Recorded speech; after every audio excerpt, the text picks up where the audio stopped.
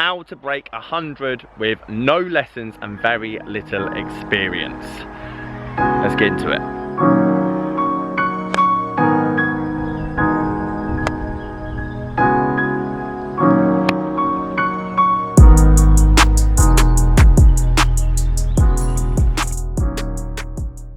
Guys, how you doing? Welcome back to a brand new video. It's Simon down here at Burford Golf Club on a very lovely day, and this is probably the time of year people are starting to play golf for the first time or get back into it because the sun is out, the courses look great, and obviously the days are longer. But so many people get frustrated with the fact that they can't break 100, put a lot of stress on themselves and make the game a lot harder for themselves than necessary. Now, hypocritically, I've been saying in the last few of my videos that you don't need expensive equipment, you don't need to spend loads of money on this game to play well, but at the same time I'm not telling you how to play the game well, and I do save my lessons a lot more shots, more to do with right decisions in right places on the golf course rather than just technique, because you don't need much to break 100. You just need a bit of consistency and a bit of confidence, and that is what this video is about. I've got my pitching wedge. We're on the 14th here at Burford. It's looking unbelievable condition, and I'm going to try and make 5 down here, and that is your key basically to making or breaking 100, just making as many bogeys as you can. I'm going to talk to you about a few tips and techniques that I've learned over the years, as I was one of these golfers, especially when I started playing golf at 17. Right, tip number 1 is find a club that you're the most consistent with.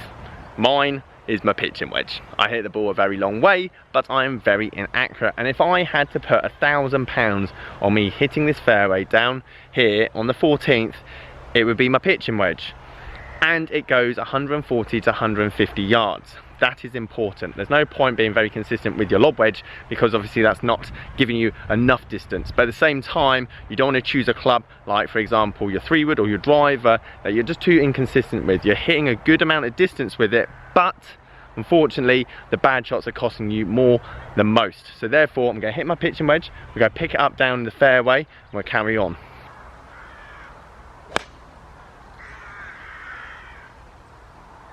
Very close to losing my £1,000. Tight fairway down here on 14. Now obviously I've hit my pitching wedge there. Not everyone can hit their pitching wedge 150 yards, but 7-iron, a 6-iron, rescue, whatever it is. Obviously the slower you swing it, the less likely your mistakes are going to be that wide. When I first started playing golf, I could swing the club very fast, but that was a detriment. It meant that my bad shots were extremely bad, and that's why I was racking up so many doubles, triples, and the rest of them. Now this is a typical scenario. I've got my pitching wedge, I've got about 220 yards to the flag. Therefore I can't go at the flag. Therefore, why would you bother going for your longest club in your bag? Pick something again that you're confident with, break it down. If you know you're good from 100 yards, then pick something, like I've got 220 here, pick something that's gonna go 120. For example, that is my sand or gap wedge. So I'm gonna hit that between the bunkers and leave myself 100 yards left into the flag.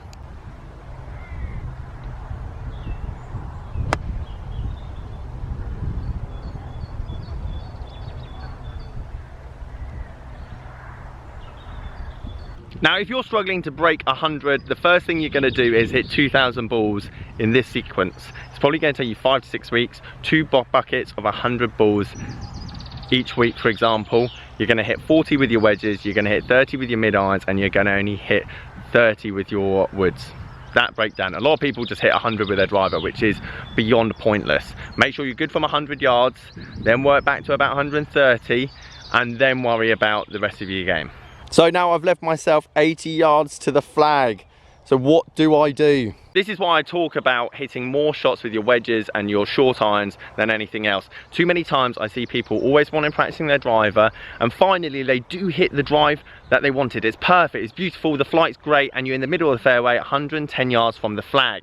You then go and leave it 40 yards short of the green, or you thin it massively out the back. Backward chaining method when it comes to golf is key. Start from the green, work your way back. Start your putting practice, your chipping practice, your wedge practice. When you're confident with those, then worry about your drivers. If you have a 60-degree wedge in your bag and you haven't broken 100 yet, please throw it in the bin or retire it until you finally have.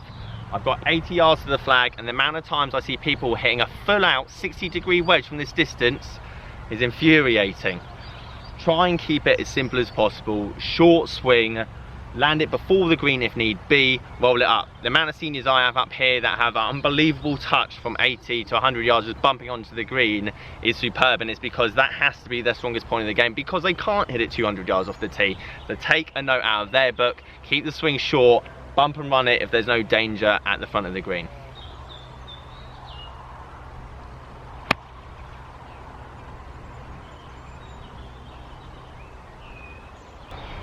So obviously I missed the green on purpose for instructional reasons only there. But this does highlight a really good point. Get the ball rolling as quickly as possible. Don't try again using your 60-degree wedge when it's just not necessary. When I'm around the green, especially when I was horrendous at short game and when I was playing competitive golf, I would get out something that is low lofted. I've got my 9-iron here. I had the horrendous yips when it came to chipping because I was so nervous, everything got so quick. So all I ended up doing is picking a low lofted short iron like my 9, imagining it's a putter and just bump and running it. No wrist break whatsoever, dig that toe into the ground. It just means that your bad shots, when you don't get them right, are just going to be that much better, meaning that you're going to make more bogeys and sometimes getting up and down a lot more.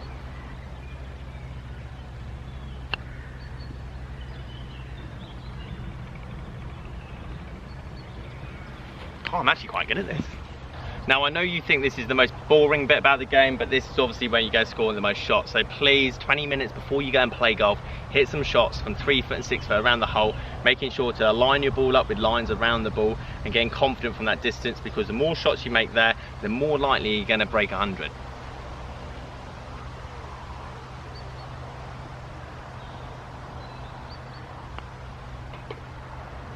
People came down the hole, so I panicked and didn't line my ball up. Don't do that. Now luckily I made 5 there, otherwise it would have been a very embarrassing video. But a few more notes to add on that. I hardly talked about any technique stuff, but limiting mistakes. Keeping the swing slightly shorter, a bit more compact for example, less things can go wrong.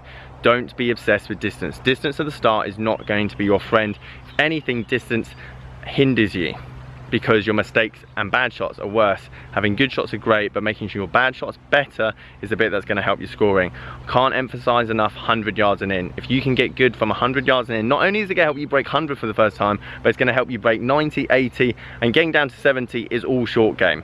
No one's perfect when it comes off the tee, and being good at chipping and putting and getting up and down, and that mental side of having the confidence to get up and down all the time is going to help your longer game as well.